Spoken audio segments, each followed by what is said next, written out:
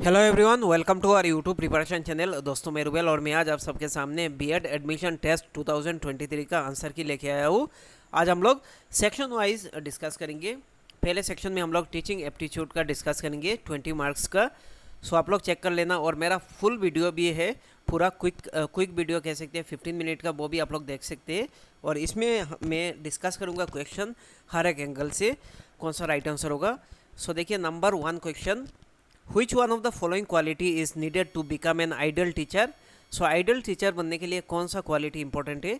सो देखिए, good dressing, ये भी सही है लेकिन उतना इंपॉर्टेंट नहीं है, कह सकते हैं हम लोग। इसमें से जो मोस्ट अप्रोप्रिएट होगा, गुड ड्रेसिंग भी चाहिए। जैसे टीचर को मतलब ऐसे जीन्स लगा के नहीं जाना चाहिए, मतलब ये सर्कुलर जारी किया हुआ है।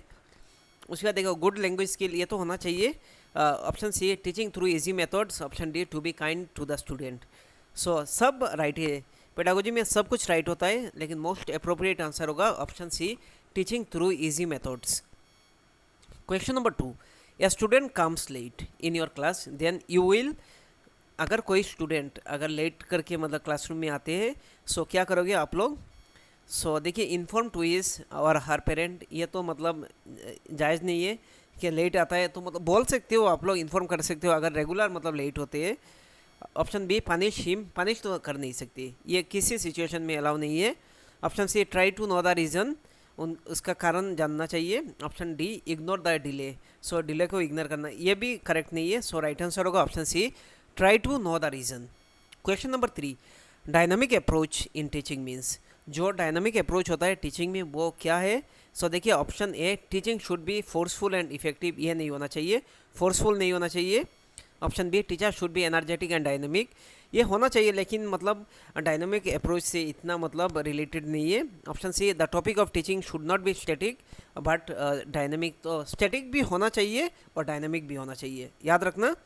देखो option D, the student should require to learn through activities, ये मोस्ट इंपॉर्टेंट मतलब कह सकते हैं इसमें मोस्ट फिट बैठता है। सो राइट आंसर होगा option D, the student should be require to learn through activities.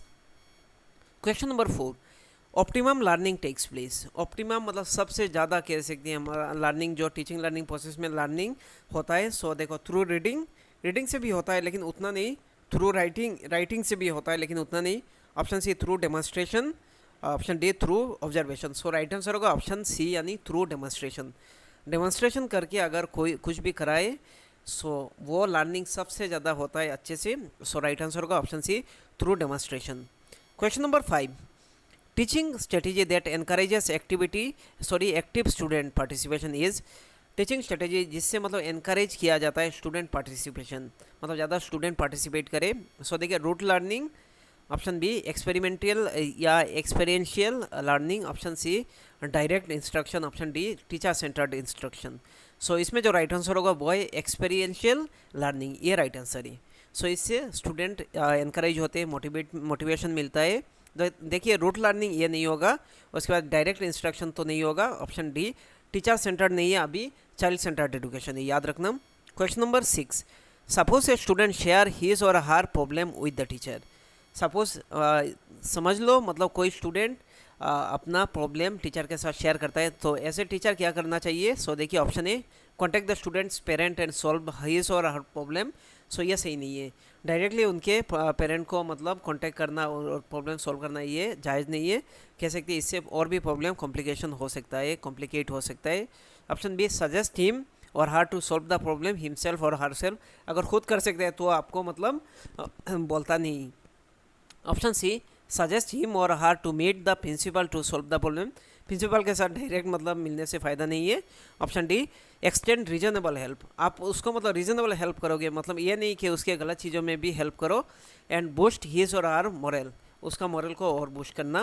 Question number 7, the type of education that a child receive from the family is, जो education child receive करते हैं अपने family से वो informal होता है, याद रखना। फैमिली, सोसाइटी या पीआर ग्रुप से जो एजुकेशन मिलता है उसको हम लोग कह सकते हैं इनफॉर्मल, और फॉर्मल जो कह सकते हैं एक स्कूल रहे या कह सकते हैं उसमें करिकुलम रहे, स्टूडेंट रहे, सब कुछ मतलब एक जैसे ये क्लास ख़त्म होने के बाद दूसरे क्लास में जाने के बाद कह सकते हैं डिग्री मिलता है, जैसे बोर्ड का एग्ज़ाम होने के बाद कुछ डिग्री मिलता है वैसे ही, लेकिन इनफॉर्मल जो एजुकेशन है उसमें ऐसा कुछ नहीं रहता है। Question number 8, a teacher can motivate a student through. So देखो स्पेयरिंग द रोड, इससे तो मोटिवेशन नहीं मिलेगा और उल्टा डिमोटिवेट हो जाएंगे और स्कूल आएंगे नहीं। Option B, praising the student, student को प्रेज करना, ये तो सही है। मतलब जितना प्रेज करोगे, अगर कोई स्टूडेंट अगर देखो कुछ एक चीज़ें सॉल्व कर ले या सॉल्व नहीं भी कर पाए, थोड़ा सा कर ले, तो आपको प्रेज करना चाहिए, जिससे मतलब उसके अंदर ये चीज़ आएगा कि मुझे मतलब ये प्रेज मिला और मैं सॉल्व भी कर सकता हूँ। अगर उसको मतलब डिस्करेज करोगे तो मतलब उसका पूरा पढ़ाई ख़राब हो जाएगा। ऑप्शन सी, इग्नोरिंग एरर्स, ये गलत है, इग्नोर नहीं कर सकते हो। Option D, compelling them to the study, ये भी नहीं है। सो राइट आंसर होगा praising the student. Question number 9, the use of audio visual material in the class. मतलब ऑडियो मतलब साउंड भी सुनाई देगा और दिखाई भी देगा विजुअल में। सो इससे क्या मतलब यूज़ होता है? सो देखो, इज़ मोर यूजफुल फॉर दो स्टूडेंट हु आर स्लो, सिर्फ स्लो लर्नर के लिए ये नहीं है। ऑप्शन बी देखो, सो इसलिए ये गलत है। Option B, is more useful to student who are intelligent, सिर्फ इंटेलिजेंट के लिए नहीं है। Option C, enhance the curiosity of children. देखो उसके बाद option D, takes concentration of student away from the main subject, away मतलब हटाना मेन सब्जेक्ट से, ये तो बिल्कुल गलत है। सो राइट आंसर होगा ऑप्शन सी, हाँ, enhance the curiosity of the children, children की क्यूरियोसिटी को और एनहेंस करता है। Question number 10, an effective teacher is that one. Effective teacher वो क्या करता है? देखो देखो जो ऑप्शन ए है, देखो, who has control over the class, पूरा क्लास को कंट्रोल कर सके ऐसा। Option B, who can deliver more information, limited period में ज़्यादा इन्फॉर्मेशन प्रोवाइड करे। Option C, who inspire the student how to learn, ये बिल्कुल अप्रोप्रिएट है। देखो इफेक्टिव टीचर क्या होते हैं? मतलब स्टूडेंट को इंस्पायर करना, मोटिवेट करना, कैसे पढ़े, how to learn. So option C is the correct answer. Option D गलत होगा।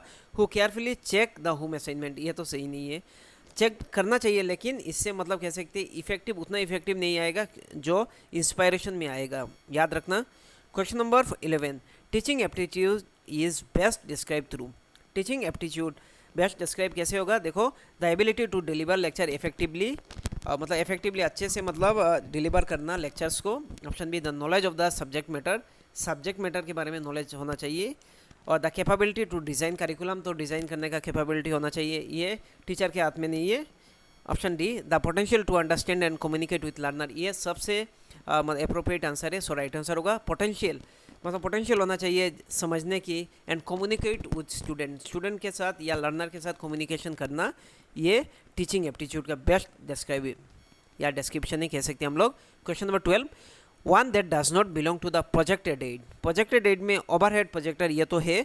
उसके बाद एपीडायस्कोप, ये सब हम लोगों ने क्लास में किया और मॉक टेस्ट में किया, और मेरे पुराने वीडियोस आप लोग देख लेना, उसमें भी था। जिन्होंने मतलब फॉलो किया उनको मतलब ये सब क्वेश्चन बार बार उन्होंने सुना, देखा। सो स्लाइड प्रोजेक्टर भी है। So option B, black board नहीं है। Question number 13, teaching is a और an, so it is a profession, याद रखना। Option B is the correct answer. Question number 14, the objective of low cost and no cost teaching aid. जो low cost मतलब कम price में, और no cost एकदम price नहीं है। सो इसका ऑब्जेक्टिव क्या है? देखो, सो ऑप्शन सी करेक्ट होगा। देखो, यूटिलाइज डिस्कार्डेड, जो डिस्कार्डेड या चीपर कम प्राइस का material to make teaching aid, जिससे मतलब टीचिंग एड बनाना।